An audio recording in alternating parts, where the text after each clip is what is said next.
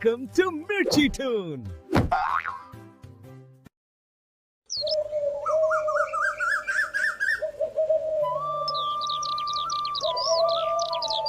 सुनहरपुर गांव में मंगल राम सबसे गरीब इंसान था। आज फिर इतनी सुबह निकल रहे हो? हाँ, आजकल मजदूरी मिल रही है। बरसात पूरी आ गई तो काम मिलना मुश्किल हो जाएगा। मंगल राम मजदूरी पर निकल गया। कमला घर के काम निपटाकर पानी का मटका उठाए गांव के इकलौते कुएं की ओर चली। कुएं के पास पहले से कई औरतें पानी भर रही थीं। कमला भी मटका लेकर कुएं के पास पहुंच गई। अरे तुझे पता नहीं क्या, जब हम बड़े घर की औरतें पानी भरने आती हैं तो छोटे घर की औरतें यहाँ नहीं आती। कमला कुछ नहीं बोली, चुपचाप अपना मटका हटा लिया। थोड़ी देर बाद सब औरतें अपने अपने घर चली जाती हैं। कमला भी चुपचाप पानी भरती है और बिना कुछ कहे अपने घर लौट जाती।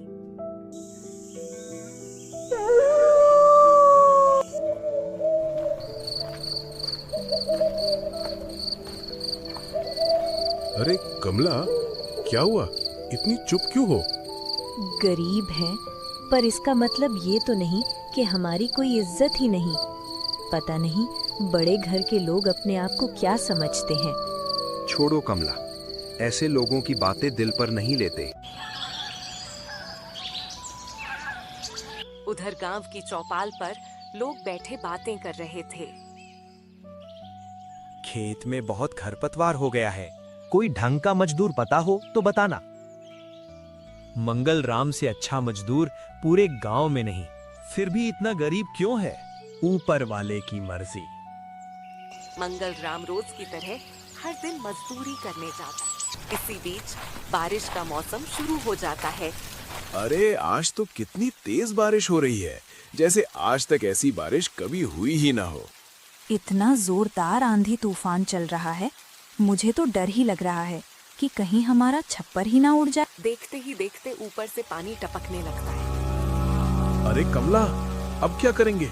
ऐसे तो हमारा सारा सामान गीला हो जाएगा। हाँ वो तो है।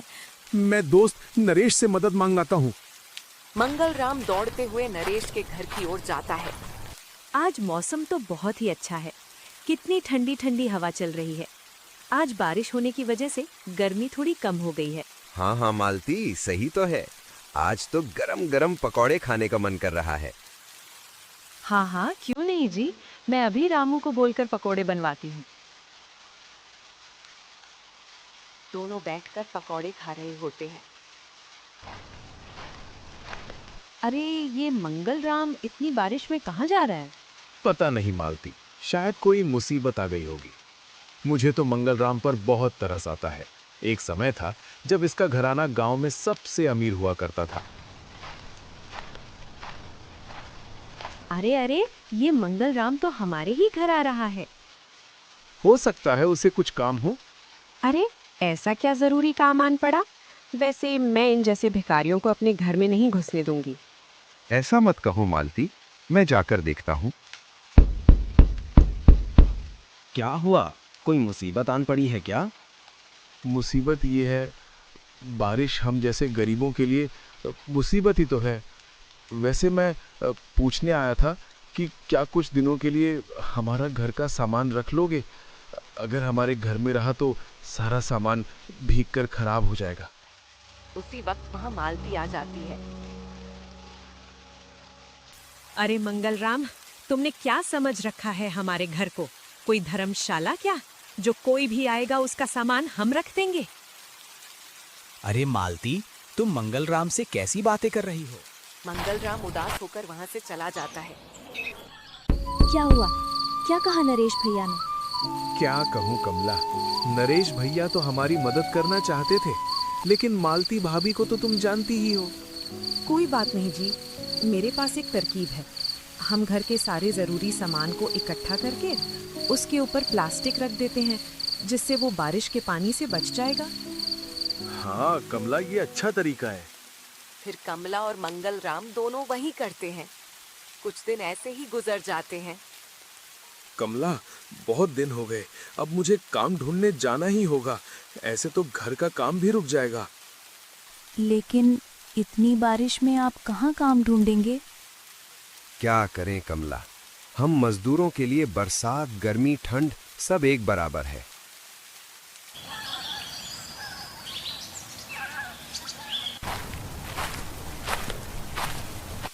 अरे साहब, हम जैसे गरीबों के लिए कोई काम है क्या?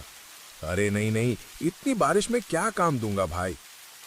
मंगलराम काम के लिए हर जगह भटक रहा था। तभी उसकी नजर दूर किसी चीज की तैयारी हो रही उस पर पड़ती है। अरे भाई साहब, क्या हो रहा है यहाँ? अरे तुम्हें नहीं पता, यहाँ बहुत बड़ा एग्जीबिशन होने वाला है जिसमें शहर और दूसरे दूसरे गांव के लोग आने वाले हैं। अगले 8 दिन में एग्जीबिशन शुरू होगा, तो तुम कल से आ जाना। मंगलराम घर की ओर चल पड़ता है।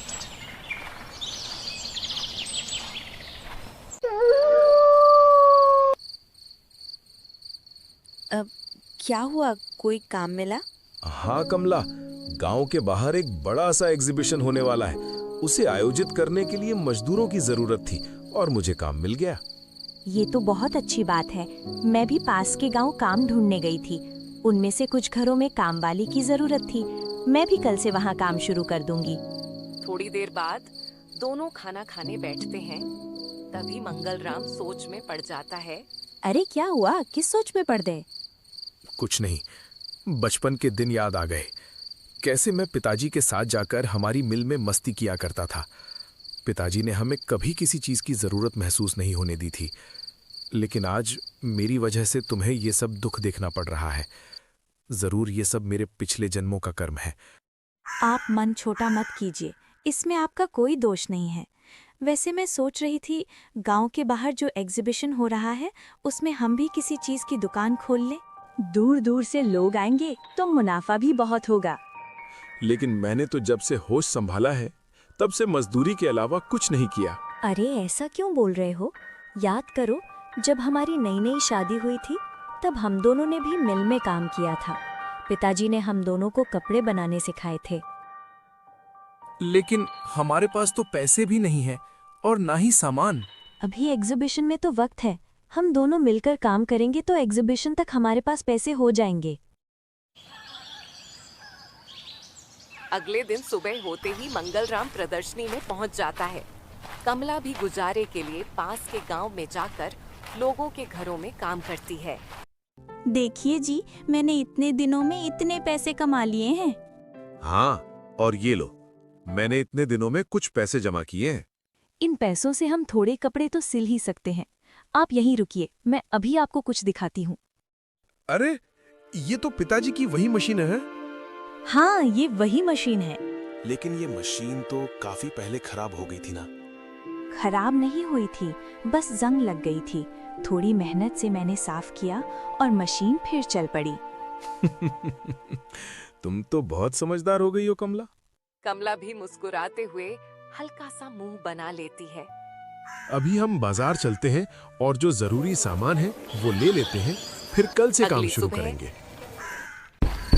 मंगलराम और कमला दोनों बाजार जाकर जरूरत का सामान ले आते हैं। अगली सुबह कमला मशीन के सामने स्वस्तिक बनाकर मन से पूजा करती है। दोनों अपने पिता को याद कर उनका आशीर्वाद लेते हैं और फिर काम में जुट जाते हैं। सही तो बना है ना? हाँ कमला, ये तो बिल्कुल वैसा ही बना है जैसा पिताजी बनाया करते थे। कमला और मंगलराम सुबह से लेकर शाम तक बिना रुके काम करते रहते हैं। मशीन की आवाज के साथ उनके सपनों की उम्मीदें भी चलती रहती हैं। अरे कमला, तुमने तो सालों पहले ही कपड़े सिलना सीख लिया था और आज भी इन्हें वैसे ही तैयार कर दिया जैसे पिताजी बनाया करते थे। मैंने रंग तैयार कर लिए हैं। अब तुम बताओ किस कपड़े में कौन सा रंग जमेगा? दोनों मिलकर कपड़ों में रंग भरते हैं। हर रंग के साथ कपड़ों में नई चमक और जिंदगी उतर आती है। इन कपड़ों में रंग आने के बाद तो सब कुछ बदल गया है। अब हमारे कपड़े भी पिताजी की पहचान जैसे लगने लगे हैं। सच कह रहे हो जी, पिताजी के हाथों में जो जादू था वही अब इन कपड़ों में दिख रहा है। अब बातें बनाना बंद कीजिए। इन सारे कपड़ों को घड़ी भी तो करना है, कल प्रदर्शनी में भी तो ले जाना है। मंगल राम और कमला दोनों मिलकर कपड़ों को घड़ी बनाकर अच्छे से रखकर बोरी में भर देते हैं। प्रदर्शनी वाले दिन मंगल राम और कमला दोनों बोरी भोरे कपड़े संभालकर उत्साहित होकर प्रदर्शनी की तरफ निकलते हैं। अरे ये मंगल राम और उसकी पत्नी झोला उठाकर कहाँ चल दिए? कहीं सारा सामान उठाकर मेरे घर ही न ले आए। मंगल राम और कमला के पीछे पीछे चल देती है।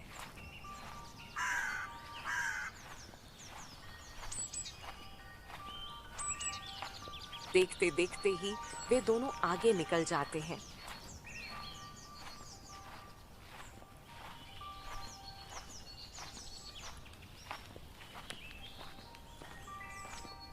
वैसे ये दोनों लेकर जा क्या रहे हैं और कहाँ? अब तो देखना ही पड़ेगा मुझे। फिर वे दोनों प्रदर्शनी में पहुंचकर अपनी दुकान लगा लेते हैं।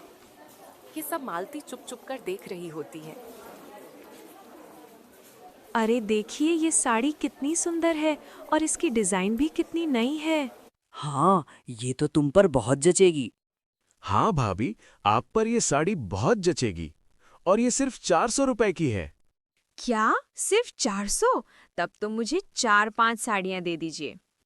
कमला और मंगल राम दोनों खुश होकर वो जो भी साड़ियाँ मांगती हैं वो उसे दे देते हैं। अच्छा, तो ये दोनों भिखारी कपड़ों का बिजनेस खोल लिए हैं। मजा तो चखाना पड़ेगा इन दोनों को।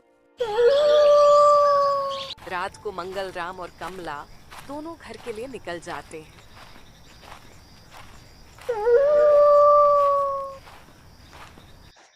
इन दोनों का कुछ ना कुछ तो करना ही पड़ेगा।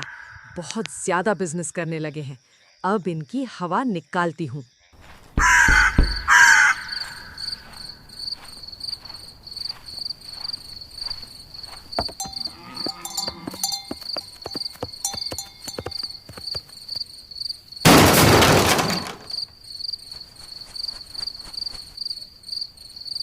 अरे कमला, गाय की वजह से एक्सीडेंट हो गया, हमें कुछ करना होगा। कमला और मंगल राम दोनों उस आदमी को उठाकर अपने घर ले जाते हैं और रात भर उस आदमी का ख्याल रखते हैं। भाई साहब, आप ठीक है? हाँ बहन जी, मैं ठीक हूँ। आप दोनों का बहुत बहुत शुक्रिया। आप दोनों ना होते तो पता नहीं आज क्या से क्या हो जाता। मैं आप दोनों का ये एहसान कैसे चुकाऊंगा। अरे साहब, कोई बात नहीं, आपका मदद करना हमारा फर्ज था। आप जैसे लोग अभी भी इस दुनिया में हैं, ये देखकर बहुत खुशी हुई। पर आप दोनों इतनी रात को वहाँ क्या कर रहे थे? हम दोनों ने अपना नया कपड़ों का छोटा सा बिजनेस खोला है, वहीं से हम दोनों आ रहे थे। आप दोनों का बहुत बहुत शुक्रिया। और हाँ, मैं आपको ऐसे नहीं जाने दूंगा। आप दोनों मेरे साथ शहर क्यों नहीं चलते? अरे भाई साहब, गांव छोड़कर जाना होता तो कब का छोड़ देते। हमारे माता पिता को अपनी मिट्टी से बहुत प्रेम था और मुझे भी। मैं यहाँ से कहीं नहीं जा सकता। आपका एहसान जो मुझ पर रह गया है, वो कैसे उतारूं बताइए। देखिए, अगर आप अब कर्ज उतारना ही चाहते हैं तो हमें धन दौलत की भूख नहीं है। हमें तो बस मेहनत से कमाया हुआ 2 वक्त की रोटी मिल जाए, हम उसी में खुश हैं। आप बस हमारे गांव में ही एक छोटा सा कपड़े का कारखाना और एक मशीन दिलवा दीजिए। हम उससे मेहनत करके अपने पिताजी का कारोबार दोबारा खड़ा करना चाहते हैं। इसीलिए मैं और कमला इतनी मेहनत कर रहे हैं। बहुत अच्छी सोच है। जरूर भाई साहब, जरूर करूंगा। आप दोनों के लिए मैं शहर जाकर सबका इंतजाम करता हूँ। उस आदमी ने शहर जाते ही वैसा ही किया जैसा मंगल राम ने उसे करने को कहा था। मंगल राम और कमला दोनों ने बहुत मेहनत की और कुछ ही समय में उनका कारोबार ऊंचाइयां छूने लगा और उन्होंने अपने लिए एक बड़ा घर भी खरीद लिया।